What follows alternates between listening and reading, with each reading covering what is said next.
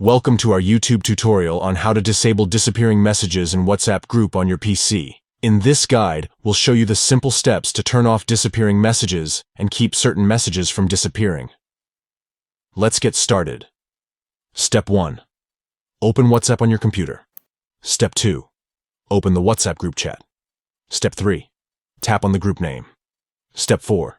Tap on disappearing messages. If prompted, click Continue. Step 5.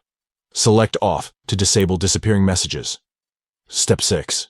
Choose the chats you want to disable disappearing messages for. Step 7. Tap on the check mark to confirm your selection. Step 8. Finally, tap on Done to save your changes. Please note that anyone in a group chat can disable disappearing messages unless a group admin has limited that action to admins only. If you decide to disable disappearing messages, you won't have the option to keep specific messages unless the duration time has not passed. By following these easy steps, you can easily turn off disappearing messages in your WhatsApp group on your PC and choose which messages to keep.